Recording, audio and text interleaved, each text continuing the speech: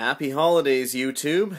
This is Matt here with another update about my Criterion collection. As you can see, I am all decorated up here for the holidays with my large Christmas tree, all 2 feet of it. I also have my Christmas lights put up over the fireplace and going up the wall and up on the beams near the roof and everything. We are definitely all set up for the Christmas season around here, and up in Canada we have the snow and the cold weather to go along with it. And perhaps it was that cold weather that slowed down my second Barnes & Noble order, but it finally arrived not too long ago, a couple days ago, first week of December. Very happy it finally got here, so I wanted to do a video to show what was contained in that package. First of all is an out-of-print Criterion disc. Very, very happy and fortunate to find that Barnes & Noble had some brand new copies of Alphaville, which is a Jean-Luc Godard film. It's his new wave sort of take on the science fiction genre, starring, that would be Eddie Constantine and Anna Karina in it. A film I've seen a long time ago. I look forward to having it in the collection, seeing it again. I'm a big Jean-Luc Godard fan, and definitely a fan of the fact that this is an out-of-print disc and has been for many months, and I was able to find it brand new. In fact, there were a few others at Barnes & Noble, which I may attempt to get a little bit later, but very happy that Alphaville was part of this order. Next film on the list is another film similar to the 2 Clouseau films that were part of my first order. In that I couldn't believe I never owned them before because I love the film so much. This is Michelangelo Antonioni's Laventura, which stars Monica Vitti, who's on the front cover there. This is one of my personal favorite films of all time. It would definitely be a part of my personal top 10. It's one of the most famous and most definitive statements films of the Italian neorealist era. It's a beautifully shot film. It's one of the most beautiful examples of black and white cinematography in film history. Very highly regarded. Love that I was able to finally purchase this in all its glory in the big, sexy 2-disc edition. Next film, which is hiding on me over here, is another Preston Sturges film. This is Sullivans Travels. I also had another Preston Sturges film in the first order, which is The Lady Eve.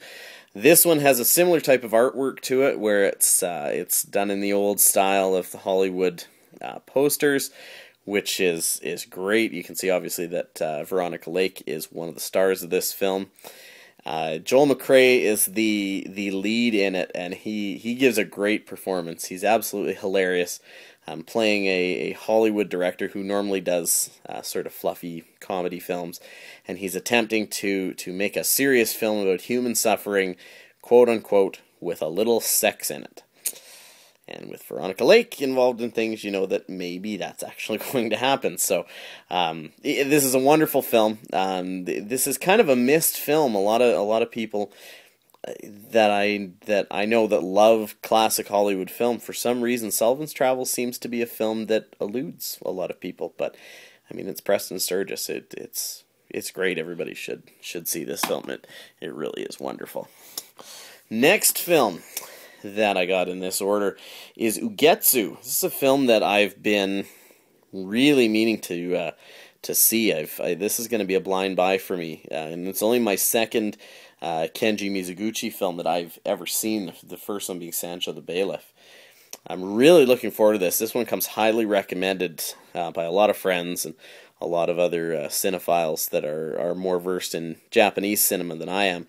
Been told that not only is it an excellent film, but it's just a hauntingly beautiful film, and judging by this cover, I wouldn't doubt it. So I really look forward to getting more into Mizoguchi's oeuvre and starting with Ugetsu. So I really look forward to seeing that. The first of the Blu-rays that came in this order is Richard Linklater's Dazed and Confused. And I mean, like, look at this. How do you not love this packaging? This is just a wonderful piece of packaging. Another of many examples of Criterion's phenomenal packaging. I mean, it just fits the film so well with the crazy doodles all over the place. And it through the whole package of it, you can probably find an unboxing of it on YouTube. But, I mean, there's a poster and just everything about it. It screams, you know, it's 70s high school student, and it's very, very beautiful. And the film itself is, you know what, I hadn't seen this film in a long time, and I put it in right after I got the order. I'm amazed at how well this film holds up. I really am. You know, I loved this film when I was younger, but watching it now, you know, it's a great slice of life film that doesn't pretend to have a huge story in it, but is still thoroughly entertaining and has you know, reminded me a lot of growing up in the small town I did, even though it wasn't during the 70s, thankfully. But, you know, it holds up way better than you would expect it to. And for anybody that hasn't seen the film, definitely check it out if you're a fan of Richard Linklater's style. And I mean, just again, love that packaging. Another release that I got in this one that has to do with Japanese directors I haven't had a chance to see things from. This is the 3 films by Hiroshi Teshigahara Trilogy box set, which includes Pitfall, Woman in the Dunes, and The Face of Another. Teshigahara being another one of those filmmakers that are from Japan that I've heard a lot about and have not seen anything by him. So this set is actually a total blind buy for me, but from what I've heard about certain films, specifically Women in the Dunes, this is a great buy for me, because I'm really looking into diving into some of the lesser known Japanese filmmakers, you know, not just the Kurosawas of the world. But the 3 films in this, I mean, it's the trilogy digipacks that Criterion does such a good job of, and even going to the part of, you know, the thumbprint on the front is actually embossed, similar to the Last Year at Marienbad cover.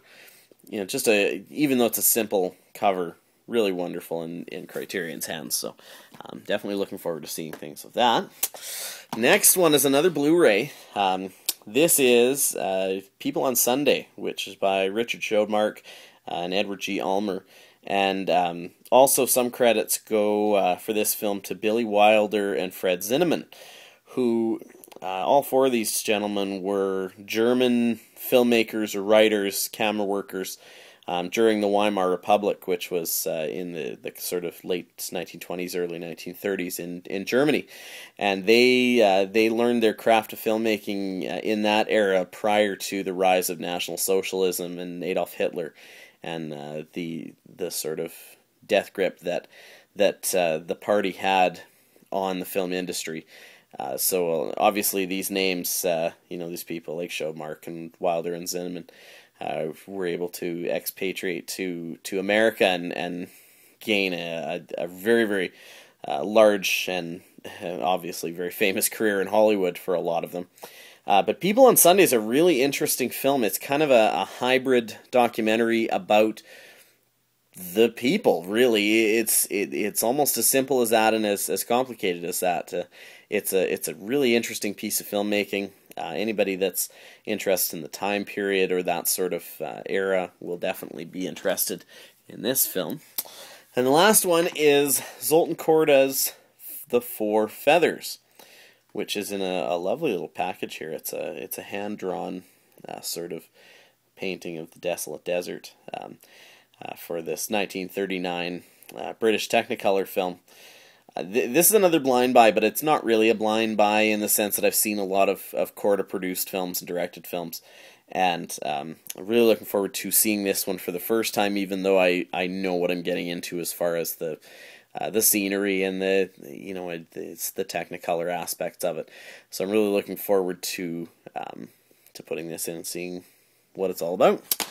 So there is my second order from Barnes & Noble. Looks lovely, will look lovely on the shelf, which means I have even more things to watch as the holidays are upon us. as I mentioned before, happy holidays to everybody, and yeah, we'll see you again next time.